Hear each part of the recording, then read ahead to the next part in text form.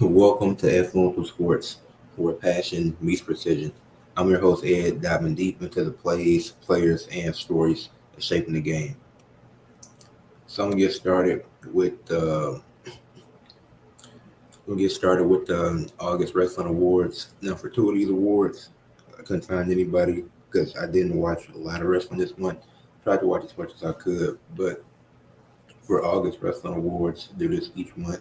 Webbins started this at the beginning of the year, doing this each month, giving out awards for each month, kind of like how the NBA do Player of the Month and stuff like that for Rookie of the Month. So a similar format to that, but all the awards I'm gonna have at the end when I do an award show for wrestling. I think these are gonna pretty much be the consensus of the awards that I use for return. It wasn't really nothing special in well now because SummerSlam that was early August, so yeah, for return, actually I got somebody for return. I'd I don't know because I couldn't think of anybody for some reason. But SummerSlam was early in August, so I just started somebody for that. But I'll start with MVP of the month of August. I say Trick Williams. Just once again doing the Trick Williams been doing his thing in TNA and WWE, so I got to give it to him for. And then male superstar of the month for August, I'd say Mike Santana. I think Mike Santana and Trick's feud has just been really good in my opinion. So I don't know when. I think Mike Santana will probably win. He'll probably be the one to beat Trick Williams for the title at Bound for Glory, which didn't make perfect sense. And I think they had the best feud in the month of August. Like what they've been doing promo wise, being in matches against each other. I think it makes the most sense for Mike Santana to eventually take that title from him. Bound for Glory to be the best time because I don't know what else Trick can do with the TNA Championship. Like I don't think he needs a longer run at this point. You can end it at Bound for Glory and then have him back on NXT on a consistent basis. Now, whether he feuds with Obafemi or not, I don't think he needs to. But that's like the direction they'll go in. Knowing WWE, he should be caught up after this, but he'll likely go into a feud with Obafemi if he's still champion by that time because they're gonna have Trick. Trick gonna lose. Trick has to lose the title before Oba loses his because you can't have your NXT champion being overshadowed that consistently. Like Trick is overshadowed Obafemi, and it's not even Oba's fault. But it's like if you have if you're getting overshadowed like this as the NXT champion, then Trick has to lose that TNA title soon, which will happen next month at Bound for Glory. I think it's on October 12th. For female superstar August, I'll go with what was the time wrong? Oh, for female superstar August, I'll go with Blake Monroe. I think her feud with Jordan Grace has been it's been one of the best in NXT. Yeah, I think that feud has been like she's made Jordan Grace look like an actual baby face. Nobody else has really been able to do that. So the fact that Blake Monroe is able to do that, that's really impressive. For a tag team of the month of August, unfortunately, I have to go with Brodito. It's been an unfortunate year of tag team wrestling all over the board with really not much happening, but Bandito and Brody King have a great chemistry together, which is really surprising. But I don't know what happened with Buddy Matthews. I think he's injured, but never really got an update on that. So Brodito being a tag team is still kind of weird, but they've had good chemistry. So I don't like the fact that they're the tag team champions now, which that's also the surprise of the month of August for me, and them winning the tag team titles. Because the way that the Gates of Agony and Ricochet costing the Hurt Syndicate made sense, and it's going to lead to a 3-on-3 match at All Out. So I am looking forward to that. But I don't think the Hurt Syndicate needed to lose the titles. If they was going to lose them, you could have had the Hurt Syndicate lose them to the Gates of Agony in a rematch. You could have did something like that where Ricochet interferes and he's the reason that they end up winning the title. But yeah, Ricochet and the Gates of Agony helped another tag team get the titles. Now maybe they go after the trios titles, which I'm not opposed to. But yeah, Brody King, Bandito, they've been doing their thing as a tag team. To my surprise, I didn't think it would work out this well, but yes, a promotion approved wrestler of the month. I'll go with Jade again. It was a hard one for this one because, like I said, I wasn't watching this consistently, but And Jade, I think she got a case for most improved, really most improved of the year so far. Uh, 7 months into the year, I think she got a case for that. But yeah, she been doing her thing the last few months. Her feud with Tiffany has been solid. I think like her promos are much better when she's a heel, but I think the babyface promos have slowly started to improve over this last month. So for a rookie of the month, I go with Leon Slater for the fourth time this year. He just been doing his thing. He's been doing a great job as X Division champion. Yeah, him beating Moose to get the title, and then getting that endorsement from Moose and from AJ Styles, and that's what he's been able to do after that with the match with him, Jason Hyde, and Cedric. Then the one-on-one versus Cedric Alexander. Then going into a random tag team match, and he's been looking good in that versus the Hardys. Like he been doing, Leon Slater been doing his thing. And speaking of Leon Slater, the best match of August was Leon Slater defeating Cedric Alexander at Emergence to retain the X Division Championship. That was a really fun match. That was a great way to get the show started. And it wasn't a match better than that on that Emergence card. So the fact that that was the opener was perfect and made a lot of sense. For pay-per-view of the month, I'd say Forbidden Door, because Forbidden Door is 8.5 out of 10. It has some really good matches. And obviously didn't like Rodito winning the tag titles, but even Tony Storm versus Athena was a really good match, despite the result of Tony Storm retaining. You had an entertaining main event in the Lights Out Steel Cage match. You had the Heyman and MJF match was super fun, despite the finish, which was stupid. Okada versus Swerve was a great match. Even though I wanted Swerve to win, it made sense then, because if you're dealing with an injury, it's no point to put the title on him. But that was a good match. That was a good match between him and Okada. The match with Zack Sabre Jr. and Nigel McGuinness was better than what I was expecting. So Forbidden Door, for the most part, was a pretty good show. Like I said, I give Forbidden Door 8.5 out of 10. The return of the month, it's really by default, but it's Brock Lesnar with him returning at SummerSlam, because nobody, a few people was expecting it, but not many people expected that to happen. So that was cool. And I know he had a segment on SmackDown last night, so I got to watch that, because I haven't seen SmackDown yet. I was watching the Chargers and Chiefs game. So for the best segment of the month, I couldn't really think anything for August, because there wasn't nothing that was really um, wasn't nothing really captivating about really any segment from AEW, TNA, or WWE. Maybe Javon Evans on his quest to I forgot what pay per view was on his quest to Heat Wave to win the title. Maybe that, maybe the promo before that. But I know the promo he cut after that was a lot better from what I remember. But that just happened this Tuesday, and that was September 2nd, so I can't go with that one. So I couldn't really think of a segment of the month for August. For the best weekly TV show, for the fifth time this year, I go with Dynamite, with it being an 8 out of 10 on average. And this was the show I watched most consistently, not just because I had time, but because this was the show I was most invested in the month of August. Like AEW's done a great job. Really only It's really only one or two problems with AEW at the moment, which I'll address at a different time.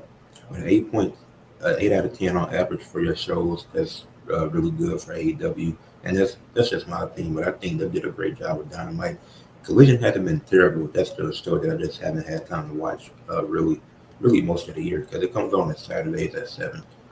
So it really just depends on the week. And then for the top promotion of the month, I go with AEW for the fourth time this year. I feel like AEW and TNA been in a tight battle competing for top promotion of the year. But with AEW having such a good month, with Dynamite being so good on a consistent basis, Collision being a solid show, and then you having a great pay-per-view for Forbidden Door, which was really better than the other pay-per-views that TNA and WWE produced. And so, but not by like a wide margin, but they were definitely better. I'd say like Heat Wave, it wasn't 10. Heat Wave was like an 8 out of 10. So it was close to Forbidden Door, but those were closest.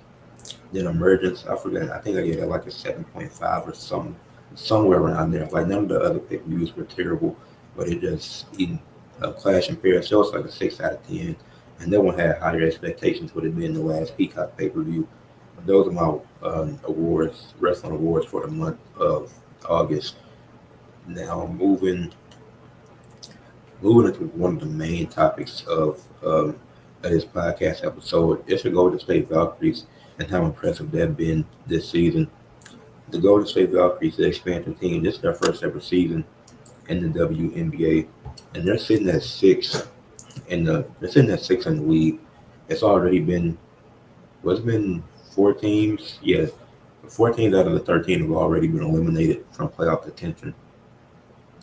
So and then 16 have secured a playoff spot.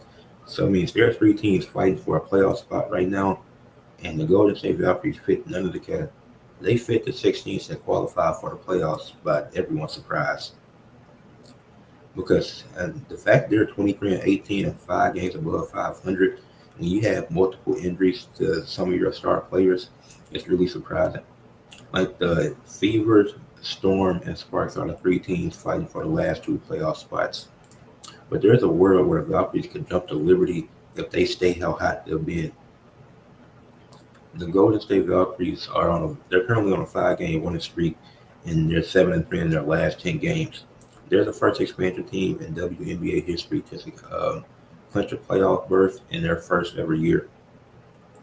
That's just, and then the injuries that I mentioned, you had Tiffany Hayes, and both of these women are starters, Tiffany Hayes and Kayla Thornton. Kayla Thornton played in 22 games, started all 22 of them, was averaging 14 points, 7 rebounds, 1.5 assists, 1.3 steals on 36, 28, 82 splits. Obviously, her splits weren't the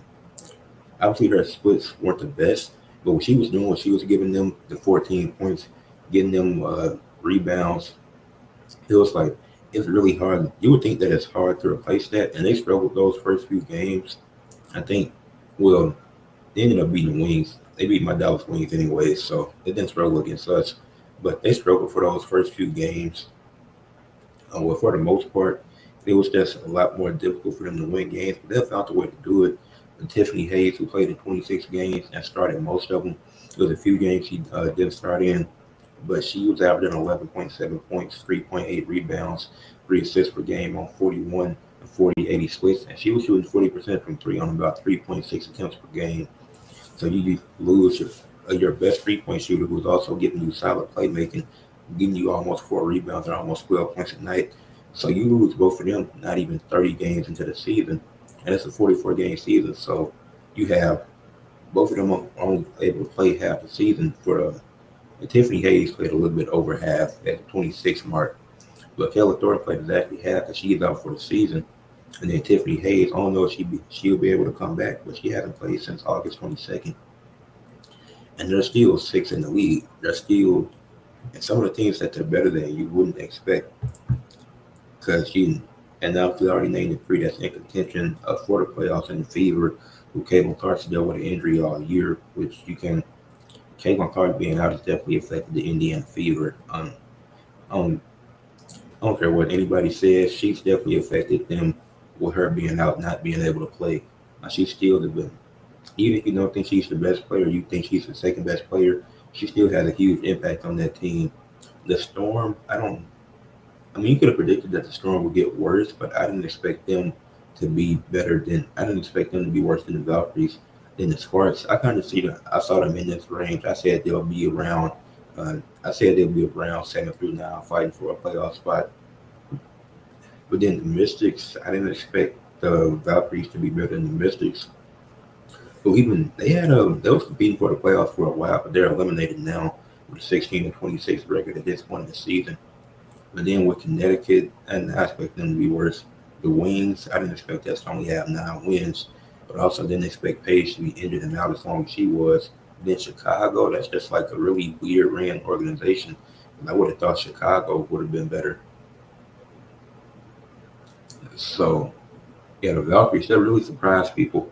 They're 5 games over 500 and could win. They could get the 5th seed. Like, that's still a possibility at this point in the season because they're a game and a half back behind the Liberty, who will fail. And, Brianna Stewart's injury definitely contributed to that.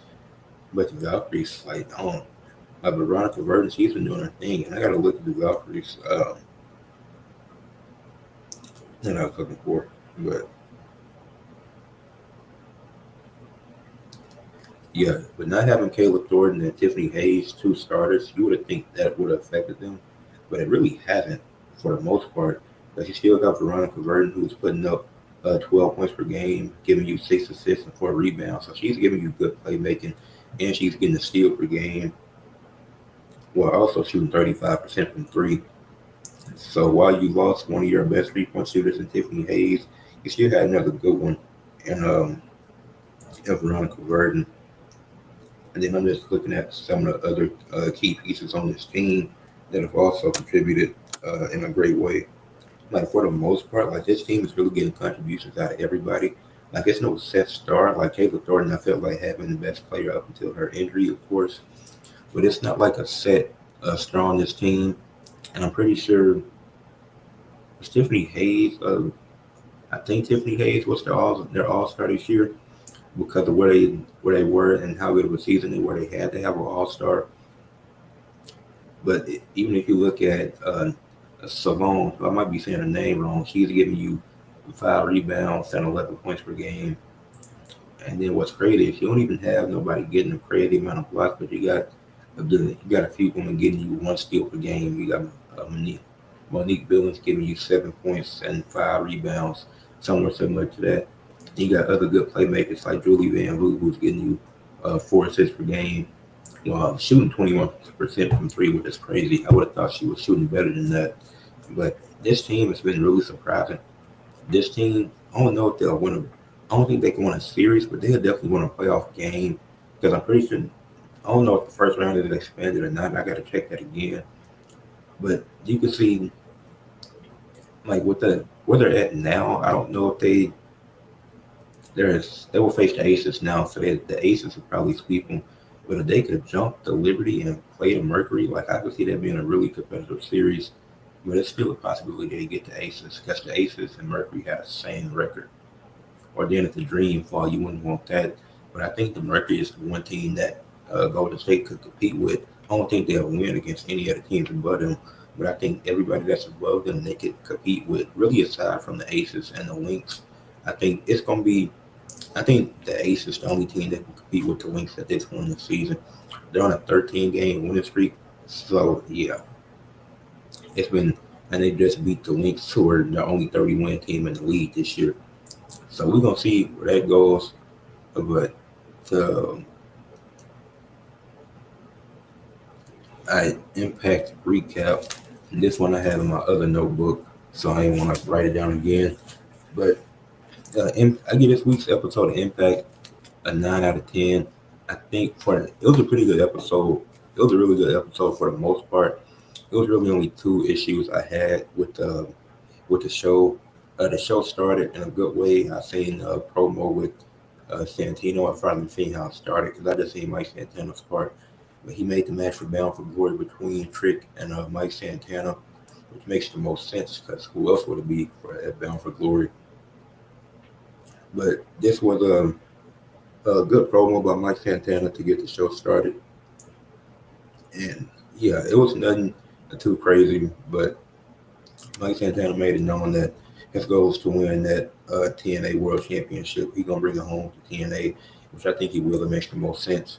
And then there was a backstage segment with AJ Francis and Mike Santana. Well, it was actually with Mike Santana and Moose, and obviously they got the history with each other.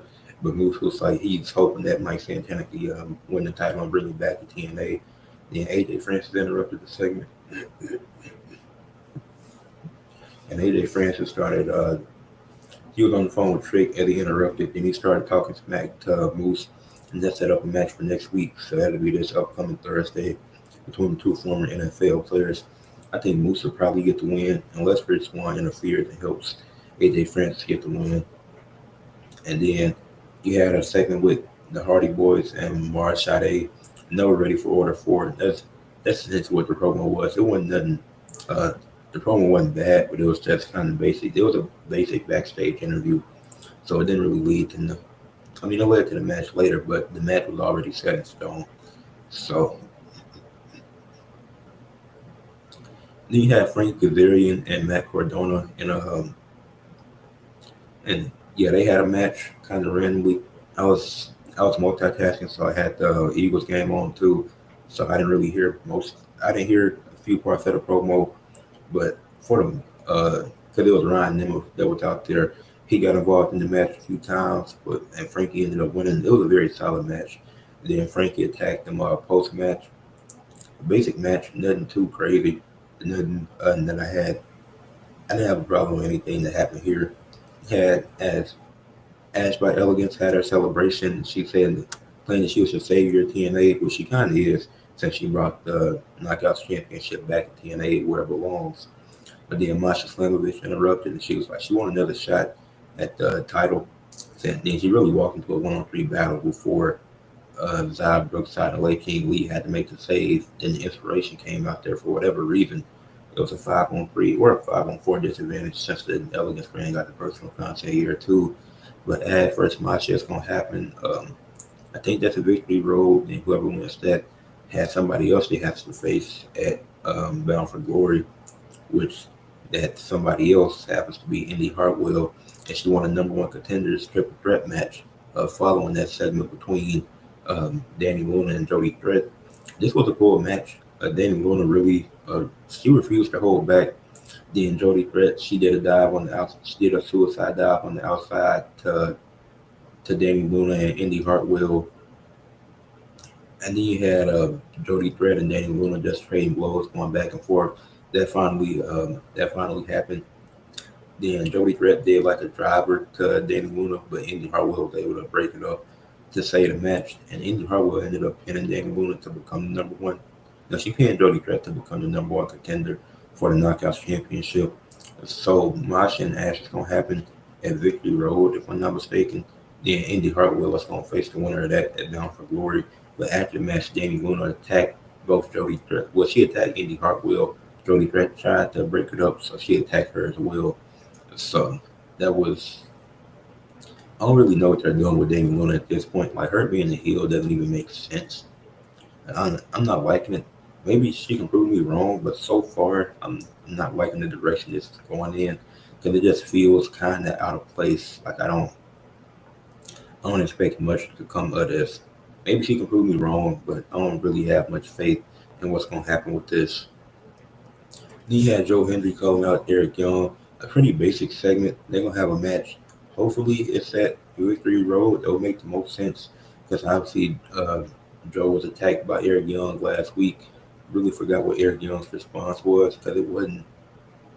It was kind of forgettable, but it should the payoff should be a Victory Road and it should be a number one contenders match. And you should have Eric Young win it. But I think Joe Henry he's in a point now where he can take a loss and be fine. Like he's still gonna be a star regardless.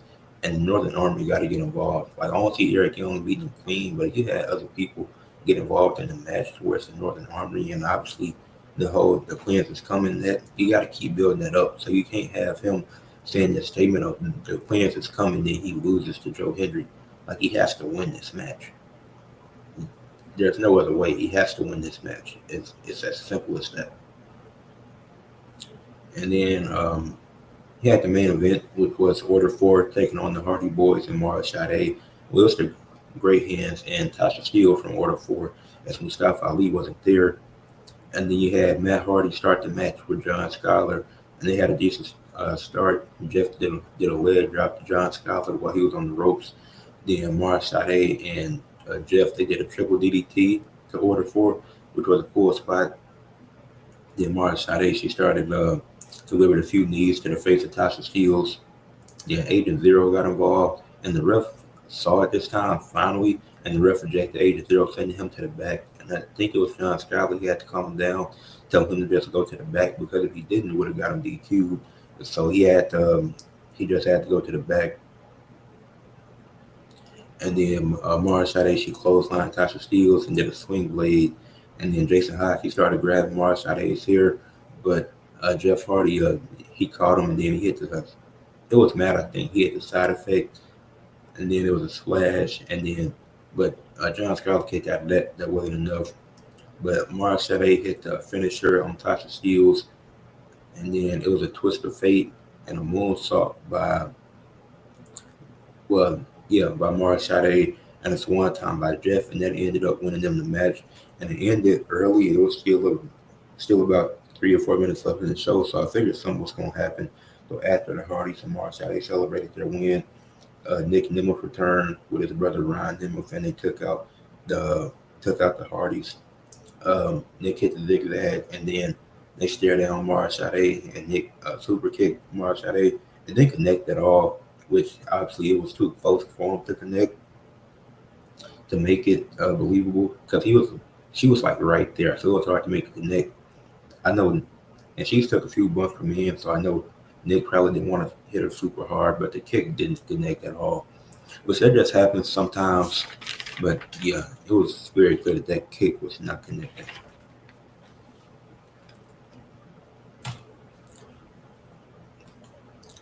All right, let's talk about some football. Uh, how how good can the Cowboys be? Hmm. How good can the Cowboys be?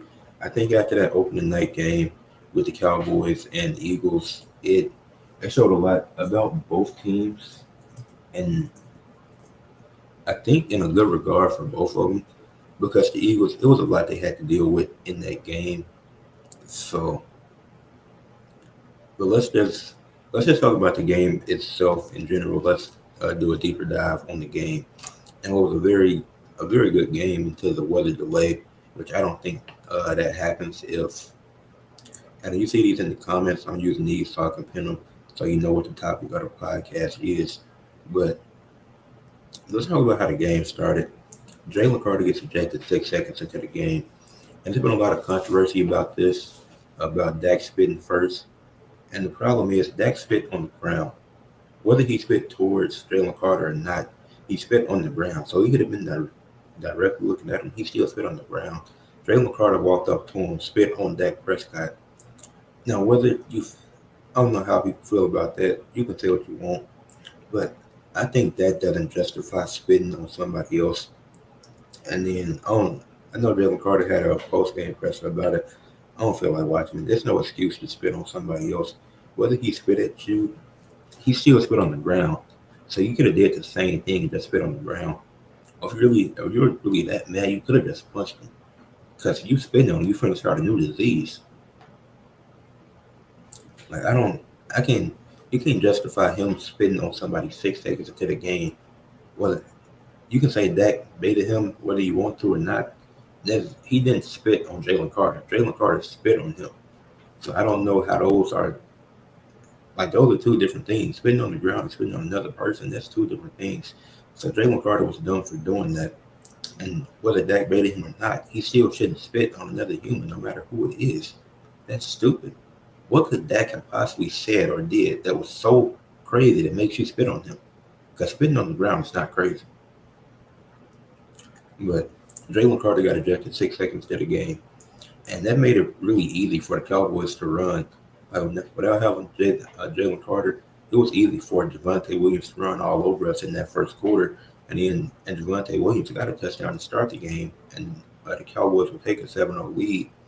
And then following that, Jalen Hurts who had a great opening drive to start the season, and he had an undesigned rushing touchdown to tie the game 7-7.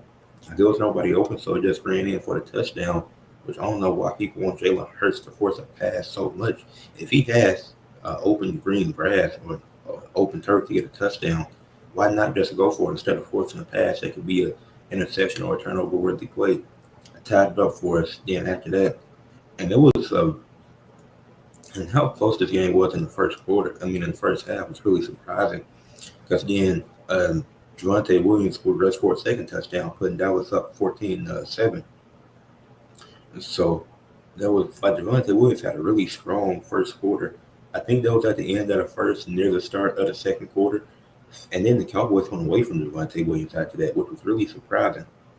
I don't know why they went away from Javonte Williams after that. They started playing Miles Sanders some more minutes for whatever reason. And that was really confusing.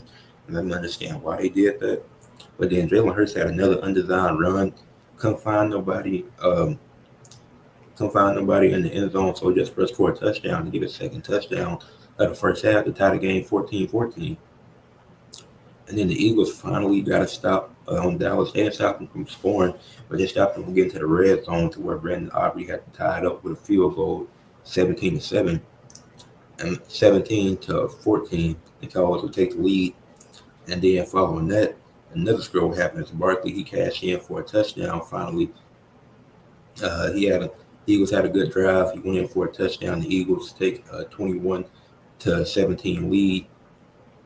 Then Brandy Aubrey has a 53-yard field goal, and that's good. The Cowboys trail 20-21 at halftime. And then this is where the game turns. After Jake Elliott hits the 58-yard field goal to put the Eagles up 24-20, the Cowboys had the ball back, having a good drive. Miles Sanders had a really great run, got chased down by Zach Bond for whatever reason. I don't know how that happened. But the same guy that complained about Saquon Barkley and the Eagles, saying that he's only as good as he is because he plays with the Eagles, you're the same guy that played for this team. You're the same guy that played for us and got to a Super Bowl with us that we lost. And then we won with Saquon Barkley when he had one of his worst games of the season. That just shows the talent level and skill gap between Barkley and Miles Sanders. Because Barkley got multiple 1,000-yard seasons without the Eagles. Miles Sanders can't say the same. But then Byron Young forces a Miles Sanders fumble, hits and punches the ball right out. The Eagles recover. It was a delay. The Eagles are up 24-20. They just forced the fumble, and then a weather delay happens due to lightning. And people calling the NFL soft for canceling the game due to rain don't understand how football works. All football and baseball games are postponed or delayed due to weather reasons. Especially if it's lightning, whether you've seen it or not. Sometimes you don't see lightning. Sometimes not everybody sees it. But if it's lightning in the area, why take that chance to potentially have somebody get hurt or be seriously hurt? Like stopping the game for a weather delay is not something that's new to football. I don't get how people are calling it weak, but you had the weather delay, and then after this, it got rough because once they came back from the weather delay, it was 4:44 left in the third quarter, and neither team could score. Neither team could get anything going on offense. CeeDee Lamb had multiple drops, and then when they came back, he finished the game with 3 or 4 drops, and then Jalen Hurts he ran for a first down to secure the win, basically, and the Eagles would win 24-20 and start the season 1-0 while the Cowboys start 0-1. But Dak Prescott had a really good game. If you put the blame on Dak Prescott, then you're just not watching the games because Dak Prescott was really good. You can't blame him in any way. He had a phenomenal performance. Jalen Hurts played really well. He went 19-23 for 152 yards. While it's not the most extravagant or whatever passing total, he had a good game, and nobody can deny that he was good that game. Because he also had 12 carries for 64 yards and a 5.3 average and 2 rushing touchdowns. So he was making the right decisions. That's what it's about. It's about making the right decisions. Let's see, Jalen Hurts made the right decisions at the right time. Jalen Hurts had a good game, and the box score won't tell you that. You actually have to see it. And Dak had a good game as well. This was a good quarterback battle. And did Dak outperform Jalen Hurts? Yes, he did. But that doesn't mean that Jalen Hurts played bad. He still had a good game. You can look at a box score and think what you think, but you actually have to watch the game and know that both Dak and Jalen Hurts played well. But how good the Cowboys can be depends on how many balls will CeeDee Lamb drop. He had 7 receptions for 110 yards and 0 touchdowns, but he also had 3 drops. While he played well, statistically he had a good game, but he also had 3 drops, very crucial drops. I think the dive was the most difficult one, but still he had a chance to catch it and he wasn't able to reel it in. And then the other 2 are really inexcusable. And it's not just CeeDee Lamb, it's other things that the Cowboys did wrong. And I'm saying this as an Eagles fan, the Cowboys could have won that game. We didn't have Jalen Carter as he got ejected for spitting on Dak, and they weren't able to take advantage of that because they went away from Javonte Williams. Javonte Williams has a better running back than Miles Sanders. Like Javonte Williams looked good in that game in those first 17 minutes. So after those 2 rushing touchdowns, you go away from them and you go to Miles Sanders. That didn't make sense. I don't even think Miles Sanders is terrible. I just troll him because he left the Eagles. But I think If Javante Williams is having such a strong game, you keep going to him. Keep feeding Javante Williams. It was a blessing for us that week that they stopped doing that because he was the best running back that night, and he's been better than Miles Sanders these past few years. So I don't know why you don't keep going to him. Under Javante, and I don't know who the Cowboys play next week, but it's going to be so important looking at how they game plan this because I think that's the first step. You got to go to Javante Williams more. He was a lot better than what I was expecting. Obviously, Jalen Carter being out could be a reason for that, but see what he can do next week. I wouldn't play Miles Sanders next week for the Cowboys. And then CD Lamb, it's not just him with the drops, but George Pickens was also ineffective too. He only had 3 catches for 30 yards, and George Pickens had multiple opportunities that game. So while CD Lamb does get a lot of blame for the drops he had, George Pickens didn't do much, and he nearly got ejected when he grabbed. I forgot who knee he grabbed, but if that would have led to anything else, that could have been really bad. So I think the play call is definitely going to have to be questioned for the Cowboys. Obviously, the defense. The defense did a solid. They did a solid job containing Saquon Barkley because Jalen Hurts led us in rushing yards. So they can do that with. And obviously, it's the first week and it's a divisional game, so it's going to be a lot different compared to if they play a team like the Lions with Jamar Gibbs because they're not seeing the Lions twice a year. They're seeing them once every few years. So that could be a lot different if they go into a game like that. I hope that I hope they play the Lions. I think they play the Lions at some point this season. But I think that's going to be more important determining how their defense is because that's a non-divisional game. These divisional games are always weird, but they did a solid job containing Saquon Barkley, and I got to give them credit for that. So they can do that on a consistent basis. You don't got to completely shut down and start running back up a team, but you just slow that player down and force the quarterback to lead that team in rushing. I think that's a good sign for the Cowboys. He only lost this game by 4 against the reigning Super Bowl champions and had a chance to win it. And it's one of the most important starts to a season because it shows me that the Cowboys could be solid. They could be better than what I was expecting because CD Lamb won't have another game with 3 drops. If CD Lamb has another game with 3 drops, I'd be surprised. I'd be completely shocked if that was to happen again this season. I don't see a world where that happens. I don't see CD Lamb having another game with 3 drops. Like 7 receptions, 110 yards. Those 3 drops, he could have had 200 yards. Now, if the Cowboys need 200 yards from CD Lamb, that's not good because then you're really overworking CD at that point. You don't need him to have 200 yards in a game, but he's going to get that at some point this season. But you shouldn't rely on that to get you a win. That shouldn't be, you shouldn't have to say, well, see, we would have won this game if CD had 200 yards. That's not what you need. You only lost by 4. You really only needed 50 of those yards to get another touchdown. Like you'd have had under 200 and the Cowboys still could have won. But yes, the Cowboys could be solid. They better start than what I expected. Even though they only lost by 4. But with that being said, we'll cap this off with athletes of the week. I'm gonna start with the women's volleyball. Last Sunday, the Creighton defeated Kansas, I think, and Ava Martin led Creighton to a win with 17 kills, 42 total attacks, 1 assist, 9 digs, and 20 points. For NCAA football, in a unfortunate Clemson loss versus LSU, Harold Perkins had 5 tackles, 1 sack, and 1 tackle for loss. So I got to give him his respect and his credit. He had a great game, leading LSU to that win on the defensive end of the ball. For the WNBA, I went with De'Erica Hamby. 4 straight 20-point games led the Sparks to a 2-2 record, and they're still competing for a playoff spot. Obviously, dropping the last 2 games hurt, but De'Erica Hamby has been on the roll lately. For TNA, I went with Mark Sade, helping the Hardy Boys get the win, having a good segment to start the show, and then taking a bump. Like not all women are fine with taking a bump completely in today's taking a bump from a man. Like even because that could have went bad. Obviously, it went well, but she has the confidence in herself to take that bump from the men. And I'm talking about in bigger promotions, not indie promotions and stuff like that, because indie shows are completely different from the mainstream. Because it's not, some women might not feel safe doing that. So shout out to Mark Sade. For AEW, one with Tony Storm, her, Queen Aminata, and Mina Shirakawa defeated the Sisters of Sin and Billy Starks in a fun 6-woman tag team match on Collision last week. And then she had a great promo on Dynamite that really like keeps the hype there. So yeah, for WWE, I went with Becky Lynch. Her match with Nikki was the best of Clash in Paris, in my opinion.